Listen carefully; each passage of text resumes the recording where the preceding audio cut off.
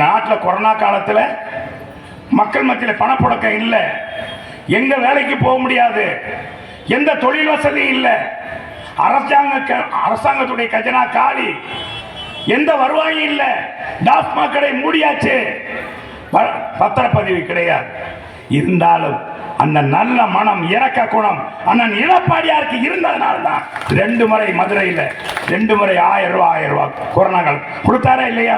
கொடுத்தாரு, கொடுக்கல, ஆமா இல்லை. பொங்கலுக்கு அவர் பதவியேற்றோன்னா 1000 ரூபாய் கொடுத்தாரு. அந்த கொரோனா காலத்தில் ரொம்ப கஷ்டப்படுறாங்கன்னு 2500 ரூபாய் கொடுத்தவர் புரட்சி தமிழர் எடப்பாடியார். பொங்கல் தொகுப்பு கொடுத்தவர் எடப்பாடியார். முறையாக கொண்டு செலுத்தியவன் இந்த செல்லூர் ராஜு மதுரைக்காரன் தான் இல்லையா? நாங்க செஞ்சோமா இல்லையா? நீ என்ன சொன்ன தேர்தலுக்கு முன்னாக? நாங்க ரேஷன் பொருள் ரேஷன் கடையில் 1 கிலோ பருப்பு கொடுப்போம், நாங்கள் உளுந்தம் பருப்பு கொடுத்தாங்களா? 1 கிலோ ஜீனி கூடுதலாக கொடுப்போம், கொடுத்தாங்களா? கொடுக்க அரிசி கூட ஒழுங்காக கொடுக்கல, பாமாயில் கொடுக்கலன்றாங்க. இன்னைக்கு இந்த ஆட்சியில் முன்னுக்கு புறநம்பாக மின் கட்டணத்தை இன்னைக்கு ஆட்சிக்கு வந்தோட நம்ம யாராச்சும் 1000 ரூபாய் கேட்டோமா? நீங்க கேட்டீங்களாமா? கேட்கல, யாரும் கேட்கல. 1000 ரூபாய் தர்றோம் ரேஷன் கார்டு அத்தனை பேருக்கு, இன்னைக்கு 1 கோடி பேருக்கு மட்டும் கொடுக்குறீங்க. மீதி 1 கோடியே 27 லட்சம் மக்கள் இன்னைக்கு பாவப்பட்ட மக்களா? சரி, தகுதி பார்த்து கொடுக்குறேன், நீ இதே வார்த்தையை தகுதி பார்த்து கொடுப்போம்னு சொன்னையா? தகுதி பார்த்து ஓட்டு போட்டிருப்பாங்களே, ஏதோ 1000 ரூபாய் கிடைக்கின்றாங்க நினைச்சிருப்பாங்கல்ல மக்கள். இன்னைக்கு பெண்களை எல்லாம் பாட விட்டு, பெண்களை எல்லாம் அல்லாட விட்டவன் நீ இல்லவா? அதை நகைக்கடன் தள்ளுபடி நீங்க கேட்டீங்களா? நம்ம கேட்டோமா?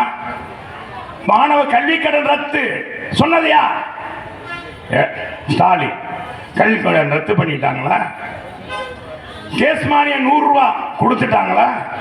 பெட்ரோல் டீசலுக்கு விலை குறைப்போம் 4 ரூபா 5 ரூபா சொன்னது யாரு? ஸ்டாலின் தானே. செஞ்சாரா?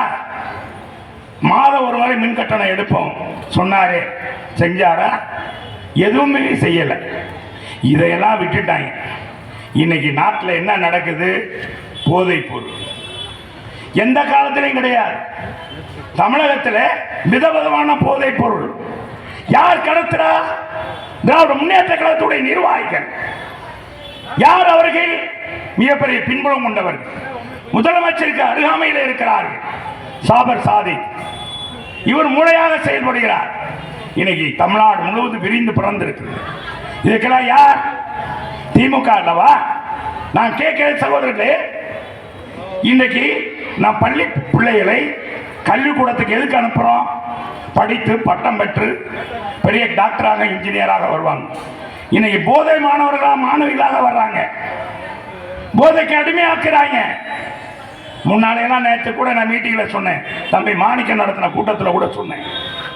அந்த கூட்டத்தில் சொன்னேன், நாங்கள் படிக்கிற காலத்துல மாங்காய் வைப்பாங்க, அறுத்து மிளகாயை போட்டு உப்பு வச்சிருப்பாங்க, சாப்பிடுவோம்.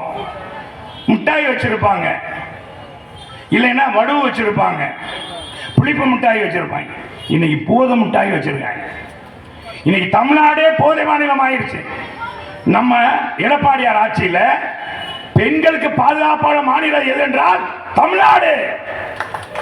சிறந்த காவல் நிலையம் என்றால் இதையும் போலீஸ்காரன் குறித்துக் கொள்ளும். சென்னை காவல் நிலையம், அண்ணா நகர் காவல் நிலையம். இன்னைக்கு எங்கு பார்த்தாலும் பிள்ளைகளை அனுப்பும் 3 வயசு 4 வயசு பெண் குழந்தைகளை இன்னைக்கு வன்கொடுமை செய்கிறார்கள்.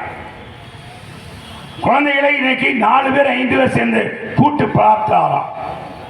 இதெல்லாம் இந்த ஆட்சியில் நடக்கு. இதெல்லாம் கேட்க வேண்டாமா? கேட்பதற்குத்தான் நான் எடப்பாடியார் இருக்கிறேன்.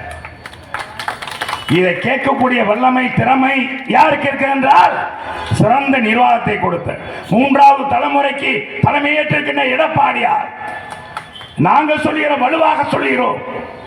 உழைத்து உழைத்து முன்னேறியவர் எடப்பாடியார். உங்களுக்கு என்னையா பின்பலம்? நேற்று வரை நயன்தாரா பிடிச்சிட்டு இருந்தவருக்கு நீ நாளைக்கு துணை முதலமைச்சர் கொடுக்கிறீங்களே, அவருக்கு என்ன தெரியும் மக்களுடைய பிரச்சனை? இதே ஸ்டாலினுக்கு என்ன தெரியும்?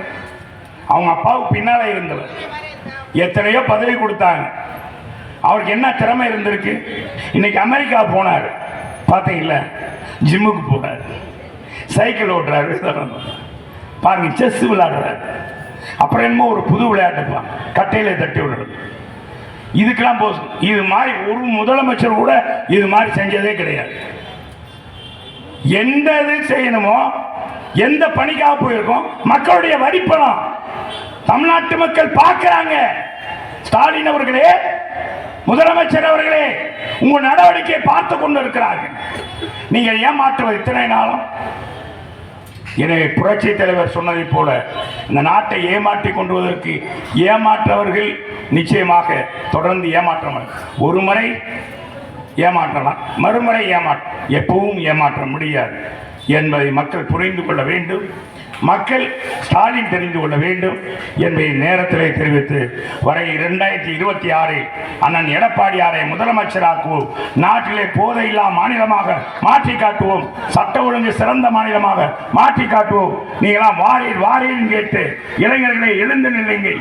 நாளை சமுதாயத்தை உருவாக்க, நல்ல தமிழகத்தை உருவாக்க, மக்களுக்கான ஆட்சியை கொடுக்கக்கூடிய வல்லமை திறமை படைத்த அண்ணன் எடப்பாடியாரை முதலமைச்சர் ஆக்கி காட்டுவோம்.